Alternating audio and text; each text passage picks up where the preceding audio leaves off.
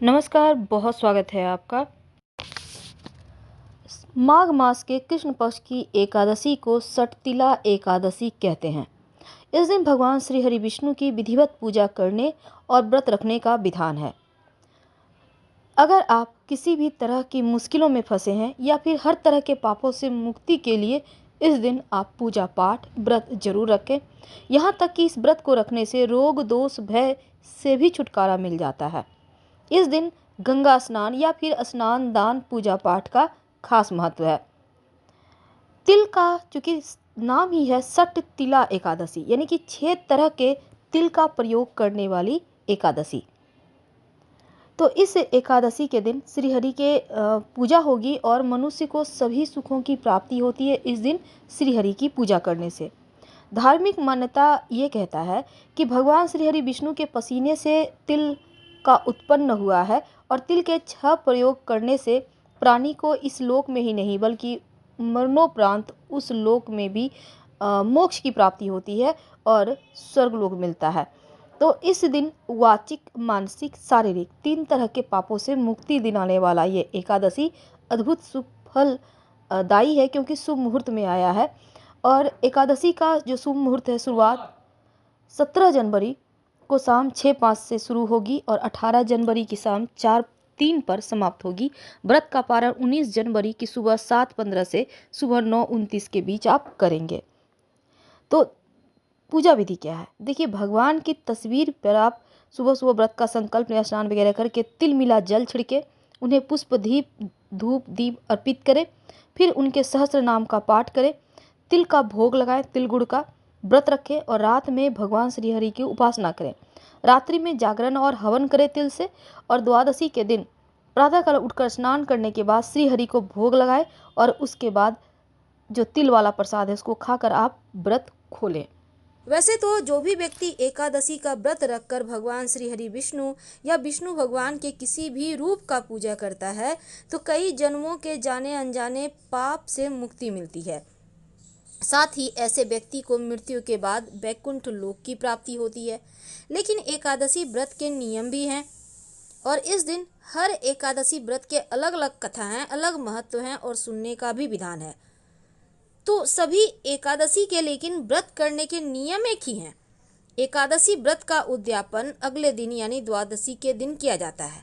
कुछ ऐसे कार्य हैं जो एकादशी के दिन नहीं करना चाहिए और कुछ ऐसे कार्य हैं जो जरूर करना चाहिए। एकादशी के दिन चावल नहीं खाना चाहिए। एकादशी के दिन बुरे और गलत बातें भी करने की मनाही है। एकादशी के दिन क्रोध ना करें, साथ ही किसी से भी मानसिक या शारीरिक रूप से लड़ाई भी ना करें। इस दिन मांस मदिरा का सेवन बिल्कुल भी ना करें। झूठ बोलने से बचें। किसी की निंदा चुगली ना करें। भगवान श्री हरि की ज़्यादा से ज़्यादा आराधना करें। संभव हो तो रात में जागरण करें या फिर कम से कम एक दीपक ही जला दें रात 11 से 1 के बीच अपने घर के पूजा स्थान पर। एकादशी के दिन पान और सुपारी भी नहीं खाना चाहिए, क्योंकि भगवान श्री हरि को अर्पित होता है। इसके साथ ही इस दिन आप व्रत करें या ना करें पर भगवान श्री हरि की आराधना जरूर करें।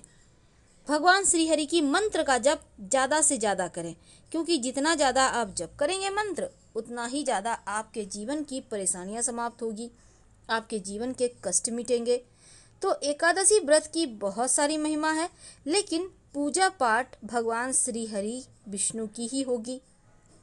अब देखिए, एकादशी व्रत है क्या, महत्व क्या है। पुराणों में एकादशी को हरि दिन हरिवासर के नाम से भी जाना जाता है और इस व्रत को वैष्णव और गैर वैष्णव दोनों ही संप्रदायों के लोग करते हैं। ऐसा कहा जाता है कि एकादशी का व्रत करना, हवन यज्ञ करना, वैदिक कर्म कांड करना, ये सभी चीज़ों से ज़्यादा आपको सिर्फ व्रत करने से पुण्य मिलते हैं। और इस व्रत को रखने की एक और मान्यता ये है कि इससे पूर्वज और पितरों को स्वर्गलोक की प्राप्ति होती है। स्कंद पुराण में भी एकादशी व्रत के महत्व के बारे में बताया गया है।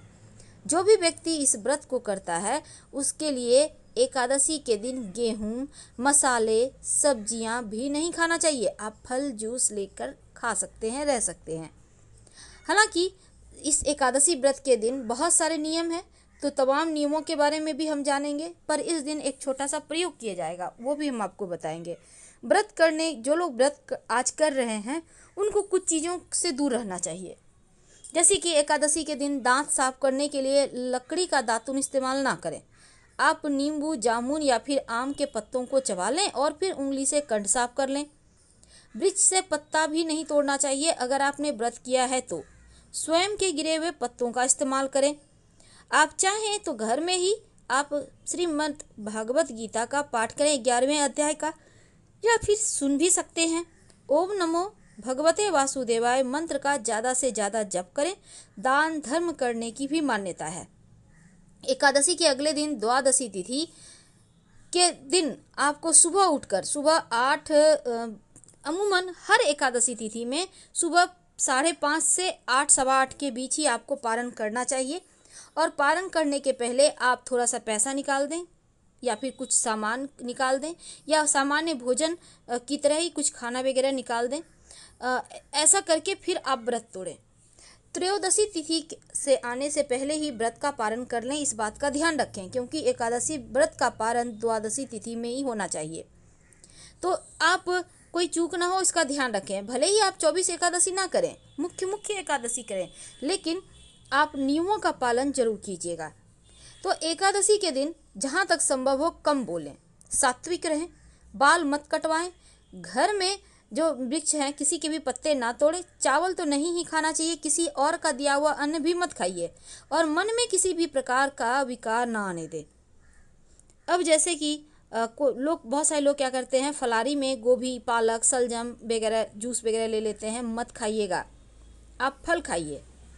एकादशी व्रत की कथा जरूर सुने, क्योंकि इसके पीछे कई सारी कहानियां हैं। व्रत कथा बहुत महत्वपूर्ण है और एकादशी के दिन सुनने से व्रत कथा जो है ना बहुत अनिवार्य माना जाता है। शास्त्रों में कहा गया है कि बिना एकादशी की व्रत कथा सुने व्यक्ति को उपवास का पूरा फल नहीं मिलता। और तमाम बातें अभी तक हमने आपके साथ साझा किया कि कैसे एकादशी का व्रत करना चाहिए और क्या करना चाहिए। लेकिन आज हम एक छोटा सा प्रयोग लेकर आपके साथ जुड़े हैं। एकादशी के दिन आप जब व्रत करेंगे तो शाम के समय एक छोटा सा काम कीजिएगा। आप अपने घर में जब शाम में दिया बाती करेंगे तो दीपक में एक लौंग डाल दीजिए और अपनी मनोकामना कहिए, फिर आरती वगैरह करें, पूरे घर में दिखाएं। आप चाहें तो कपूर के सहारे लौंग डालकर जलाकर भी पूरे घर में दिखा सकते हैं, या घी का बाती में भी कर सकते हैं। अगर आप दीपक में एक चुटकी काला तिल डाल देते हैं तो पितृदोष समाप्त हो जाते हैं, पितृदेव शांत हो जाते हैं, जीवन की मुश्किलें कम होती है और यहाँ तक कि शनिदेव की कृपा भी बरसती है। अगर दीपक में आप 2-4 काली मिर्च के दाने डाल देते हैं तो इससे भी नकारात्मक ऊर्जाएं शांत होती है।